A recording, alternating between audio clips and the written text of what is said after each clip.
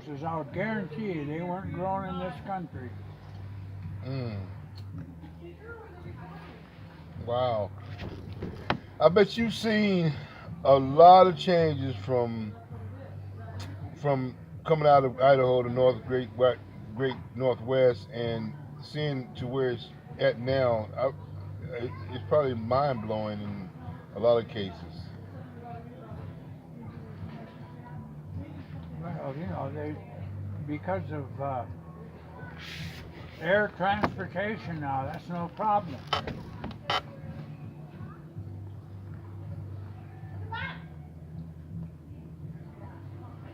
A lot of our food is coming out of Central America and South America. Hmm. Until California comes into full production. Right. Yeah.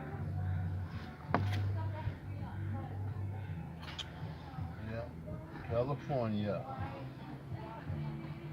Well, one of my high school classmates, do you know when they opened up that Columbia Basin irrigation project after Grand Coulee Dam? The Grand Coulee Dam is what opened up that whole Columbia Basin because they Oh brought, no. they brought irrigation in there. That's huge. I've been through it a few times, but I know I've stopped in Dam Coulee, but that's huge. That's like, where is this? Out of nowhere, there's a huge dam. You know, it was more tourist attraction for me. Because we don't. Well, sure. I've come to Texas. We don't. Well, at the time, it was the greatest concrete structure in the world. What?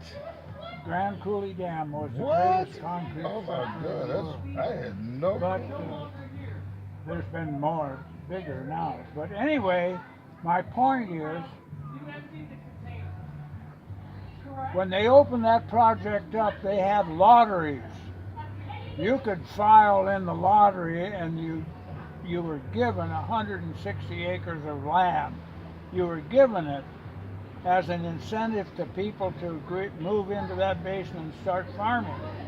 What? Well, this friend of mine who was my classmate, he won a plot of land, and he wasn't interested in it. He was in the insurance business. So he gave it to a fellow classmate of mine, Dudley Clark. And Dudley Clark got that farm, and he went into the asparagus business. And he got not rich, but very prosperous. Well, then I'll be damned if Peru didn't start producing asparagus on a massive scale, and they sold it cheaper than it cost him to produce it. Oh wow. So he lost his source of income, and he went into potatoes.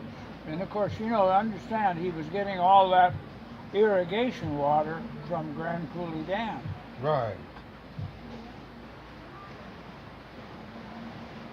And he gradually built it up to where he was making a good living, but nothing like he was making on asparagus, because Peru was importing it cheaper than he could produce it.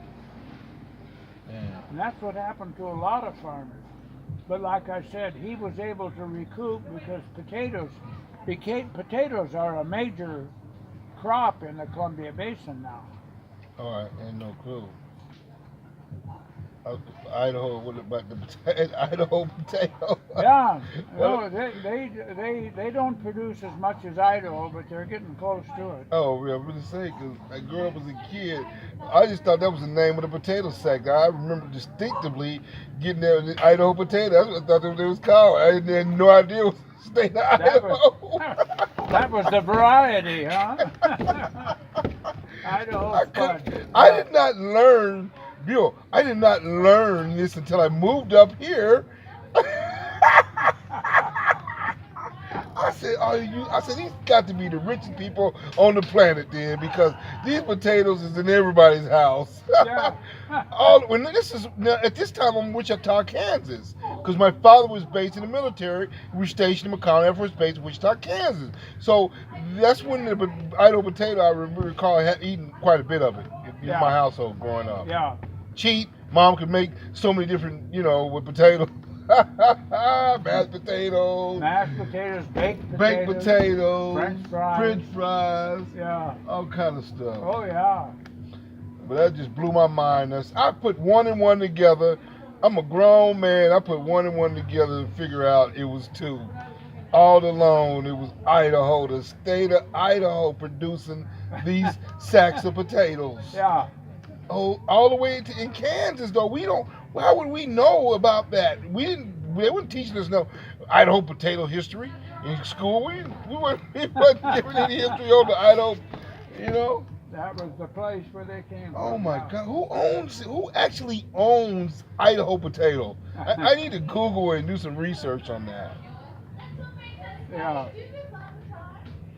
Yeah, Russet Burbank, Idaho potatoes. Is that a family-owned business? It's gotta be, huh? Yeah, right. Oh my goodness! Oh my goodness! They will eat forever and ever. They will eat forever. They will eat as long as this earth is up. Yeah. That potato will produce every year, year in and year out. Yeah. Passed on from the grandkids that grow up to be grandfathers. You just keep on going. That cycle just vicious. Just keep producing. Keep producing. Isn't that amazing? Yeah. Well, and I tell you what, it presented problems because that's what they call monoculture. Growing the same crop year after year on the same soil. Uh-huh. Well, they built up diseases, Oh. and they had a hell of a time, and they kept creating new chemicals to deal with those diseases. Oh wow. Well, see, now wow. I had a friend. In fact, he was in the Idaho legislature, and he grew potatoes up by Bonner's Ferry, and he told me you rotate. You don't produce the same. You don't produce potatoes on the same piece of ground year after year. You have what they call a rotation process, where you actually produce the potatoes every 5 years. You give that soil a chance to rid itself of the pathogens that infect the potatoes. Oh wow. That's how he was able to amazing. preserve a reliable source of production. Because he said these guys they plant potatoes in the same soil year after year after year, and pathogens build up in the soil where they have all kinds of diseases erupt. So you know what they do? They go to Peru, which has a multitude of varieties of natural wild potatoes. And so they crossbreed those wild potatoes from Peru with the native potatoes to build up immunity to diseases. What? Oh my God, this is crazy. This is history right here. Yeah. Sal, go get me a beer, please, and tell your mom to throw something in the freezer. I like them ice cold. Muy frío, por favor. Muy gracias, amigo. That's pretty amazing, though. Gracias, amigo. Yes. Wow, do you communicate with him like that all the time? Oh yeah, we talk a little Espanol. You know, Oh. absolutely. I told him I'm gonna make a man out of him. Hey, you know what? For his age,